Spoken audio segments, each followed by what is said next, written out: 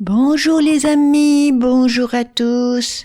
J'espère que vous allez tous très bien et bienvenue pour ce voyage aujourd'hui au cœur des sociétés secrètes. En essayant de nous approcher un peu plus particulièrement de la franc-maçonnerie et des francs-maçons. Depuis des siècles, certaines organisations cultivent la discrétion, l'entre-soi et le silence. Qu'elles soient spirituelles, politiques ou philosophiques, elles nourrissent fantasmes, peurs et fascinations. On pense à l'Opus Dei, c'est une structure catholique entourée de mystères. Aux Illuminati, dissous depuis longtemps, mais toujours présents dans l'imaginaire collectif. Aux Templiers, ces valeureux et courageux moines guerriers. Ou encore au très fermé groupe Bilderberg, où se rencontrent chaque année des figures influentes, loin des regards. Mais toutes les sociétés discrètes ne poursuivent pas les mêmes buts. Certaines cherchent le pouvoir, d'autres l'influence, d'autres encore la transmission d'un savoir. Parmi elles, une fraternité traverse les siècles sans jamais disparaître, utilisant le symbole plutôt que le dogme, le rituel plutôt que l'autorité, et le silence comme langage. Aujourd'hui, je vous propose donc d'explorer les mythes et les réalités de la franc-maçonnerie. Les francs-maçons fascinent, inquiètent. Ils sont accusés d'agir dans l'ombre depuis 3 siècles. Les francs-maçons seraient partout. Dans les gouvernements, dans les lois, dans les révolutions. Mais que sait-on vraiment d'eux ? Nous allons prendre un peu le temps de l'histoire, le temps des faits, le temps des symboles, sans fantasme, sans complaisance, sans complot. Car la franc-maçonnerie, elle n'est pas née dans le secret. La franc-maçonnerie est créée sur les chantiers au Moyen-Âge. Les maçons sont des artisans itinérants à l'époque. Ce sont eux qui construisent des cathédrales et des grands monuments. Ils détiennent un savoir rare, la géométrie, la pierre, les proportions. Et pour protéger ce savoir, ils se regroupent en corporations. Leur mot d'ordre, solidarité et entraide. Ils utilisent des signes de reconnaissance, des mots, des gestes, mais ce n'est pas du mystère. C'est de la survie professionnelle et la protection de ce savoir. Au XVIIe siècle, tout change, car les grands chantiers disparaissent, on ne construit plus de cathédrales, et les loges accueillent des non-maçons, des philosophes, des savants, des nobles. Et la maçonnerie devient un espace d'échange et d'idées nouvelles parfois. On ne construit plus de murs, on construit l'homme. En 1717, à Londres, naît la première grande loge. La franc-maçonnerie moderne est lancée. Pour commencer notre exploration au sein de la franc-maçonnerie, je vous propose d'abord de nous pencher sur ces symboles. L'équerre, le compas, le triangle et l'œil. L'équerre est d'abord un outil de maçon. Elle sert à tracer des angles droits, à construire droit. Pour son sens symbolique en franc-maçonnerie, l'équerre représente la rectitude morale, la droiture, la justesse des actes.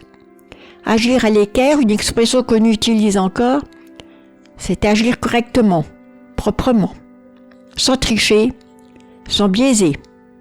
Elle rappelle que l'homme doit régler ses actions sur une règle morale, pas sur ses passions, pas sur ses intérêts. Et le message qu'elle laisse, avant de pouvoir comprendre le monde, il faut apprendre à se tenir droit en soi-même. Ensuite, le compas. Le compas, il est souvent associé à l'équerre, car c'est aussi un outil du maçon qui sert à tracer des cercles mesurés, délimités. Son sens symbolique, le compas représente la mesure, la maîtrise, la capacité à se limiter. Il trace un cercle, donc une frontière. Il rappelle que tout n'est pas permis. Équerre et compas ensemble veut dire désirer, mais avec mesure. Ensuite, nous avons le triangle. Le triangle est l'une des formes les plus anciennes de l'humanité.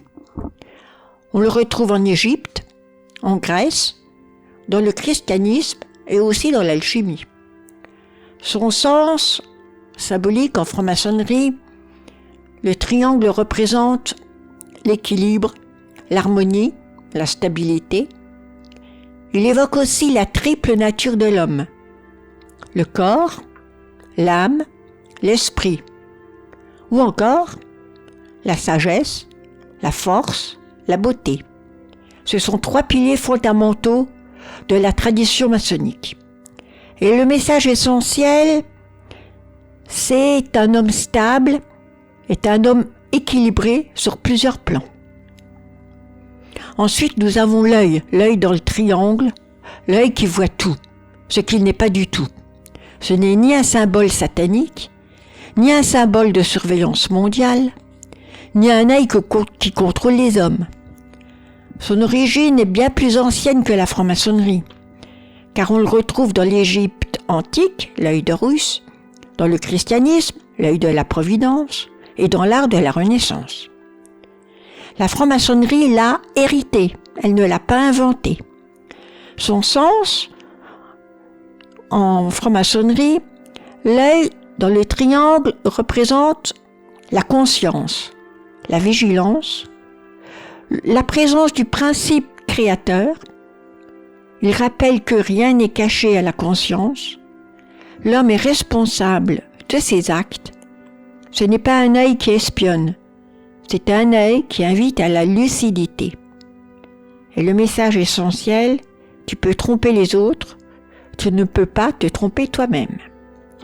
En résumé, l'équerre, agir droit. Le compas, se limiter. Le triangle, équilibrer. L'œil, rester conscient. Ce ne sont pas des symboles de pouvoir, ce sont des symboles d'exigence. La franc-maçonnerie ne demande pas « qui contrôles-tu ?» Elle demande « que fais-tu de ce que tu sais ?» Entrer en franc-maçonnerie n'est pas adhérer à une idéologie, c'est vivre un parcours symbolique. Et l'initiation marque un passage, le passage du profane vers l'apprenti. Ce n'est pas une promotion sociale, une récompense ou un statut ou même une revendication. C'est une transformation intérieure. Avant toute cérémonie, le candidat est isolé, conduit dans un lieu fermé, sombre, silencieux. C'est le cabinet de réflexion. Il n'y a pas de public, pas de jury, pas de spectacle. Seulement soi face à soi-même. Le décor, une pièce étroite, une bougie, un crâne, un sablier, du sel, du soufre, du mercure. Le message est clair. Tu es mortel, ton temps est limité. Sur les murs, une phrase est écrite. Visite l'intérieur de la terre et en rectifiant, tu trouveras la pierre cachée. Cette terre n'est pas le monde, c'est toi. Puis le candidat écrit. Il écrit ses peurs, ses motivations, ses intentions. Personne ne lit par-dessus son épaule. Et la franc-maçonnerie commence ici, dans le silence, avant la lumière. Le cœur du rituel maçonnique repose sur un nom, sur une légende.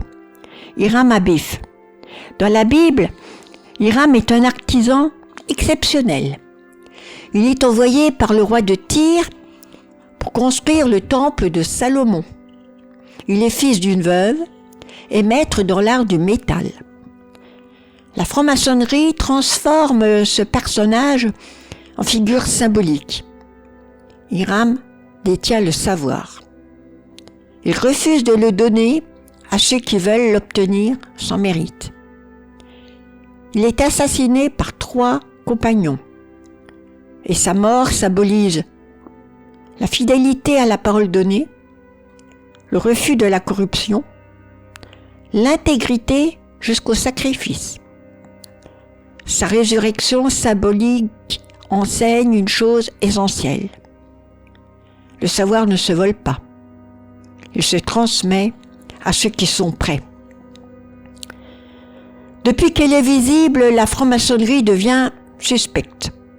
Parce qu'elle réunit, parce qu'elle pense, parce qu'elle refuse les dogmes. Elle est condamnée par l'Église en 1738, par les dictatures au XXe siècle. Les persécutions sont bien réelles. En Allemagne nazie, arrestations, déportations, loges détruites. En Italie fasciste, interdiction totale. En Espagne franquiste, répression systématique. En France, la France de Vichy, la loi du 13 août 1940, les francs-maçons sont fichés, exclus, pourchassés. Le fantasme du complot sert toujours à justifier la répression. Non, les francs-maçons ne gouvernent pas le monde. Non, ils n'adorent pas le diable. Non, ils ne contrôlent pas tous les gouvernements. Mais oui, ils ont une influence, comme toute élite structurée, comme toute organisation humaine. Ils ont l'influence des idées, des lois, des principes, la laïcité, la liberté de conscience, l'égalité civile. La franc-maçonnerie n'est ni un monstre ni un mythe innocent. Elle est un miroir. Et chaque époque y projette ses peurs. La peur du savoir. On ne peut pas comprendre l'histoire moderne non plus sans évoquer l'influence intellectuelle de la franc-maçonnerie. Pas comme un gouvernement secret, mais comme un laboratoire d'idées. À la veille de la Révolution française de 1789, la France compte plusieurs centaines de loges. Elle rassemble nobles, bourgeois, avocats, médecins, militaires. Dans ces loges, on discute de choses nouvelles pour l'époque. Égalité devant la loi, souveraineté du peuple, fin des privilèges, liberté de conscience. Des idées qui sont directement issues des Lumières. Des figures majeures de 1789 sont francs-maçons ou proches des loges. Mirabeau, Lafayette, Condorcet. La Déclaration des droits de l'homme et du citoyen porte cette empreinte. Un universalisme rationnel, détaché du religieux, fondé sur l'homme et la loi. La franc-maçonnerie n'a pas déclenché la Révolution, mais elle a fourni un langage, un cadre intellectuel et des réseaux. On entend beaucoup parler aussi de Bonaparte. Napoléon Bonaparte n'a jamais été vraiment initié avec certitude dans la franc-maçonnerie. Mais son entourage, par contre, l'aime massivement. Ses frères, notamment Joseph et Louis Bonaparte, sont francs-maçons. Sous l'Empire, la franc-maçonnerie est contrôlée, canalisée, mais préservée. Et Napoléon comprend une chose essentielle. La maçonnerie structure les élites. Donc il l'utilise comme un outil de stabilisation sociale, et non comme un moteur idéologique. Le Code civil de 1804, dit Code Napoléon, porte une influence maçonnique claire, mais directe. Ses principes fondamentaux, égalité devant la loi, fin des privilèges de naissance, rationalisation du droit, primauté du civil sur le religieux. Ce sont les mêmes idéaux que ceux travaillés en loge au XVIIIe siècle. La loi n'est plus divine, elle devient humaine, écrite, débattue, universelle. C'est l'un des héritages les plus durables de cette influence. Aux États-Unis, la franc-maçonnerie est très présente parmi les pères fondateurs. George Washington est franc-maçon. Benjamin Franklin est aussi franc-maçon. John Hancock aussi. Et lors de l'investiture de George Washington en 1789, qui est donc le premier président des États-Unis, il prête serment sur une Bible appartenant à une loge maçonnique, celle de St. John's, à New York. Mais il ne s'agit pas d'un serment maçonnique. Il s'agit d'une Bible qui est disponible et utilisée lors de la cérémonie publique. Plus tard, d'autres présidents utiliseront des Bibles symboliques, familiales ou historiques. Mais l'acte reste un serment constitutionnel, non religieux et non maçonnique. La franc-maçonnerie n'a pas gouverné les révolutions. Elle a influencé les idées qui les ont rendues possibles. Elle n'a pas écrit les lois. Elle a formé des hommes qui les ont pensées.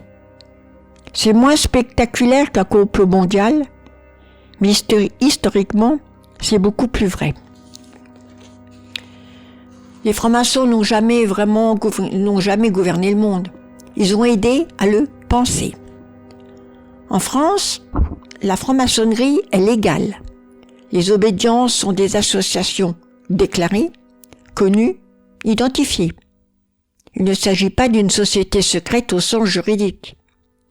À plusieurs reprises, des présidents de la République se sont adressés publiquement aux francs-maçons, notamment au Grand Orient de France. Mitterrand, Chirac, Hollande, Macron, par des discours rendus publics et relayés par certaines chaînes d'information. C'est pas un rituel, pas une appartenance. C'est un dialogue républicain autour de la laïcité et des valeurs communes.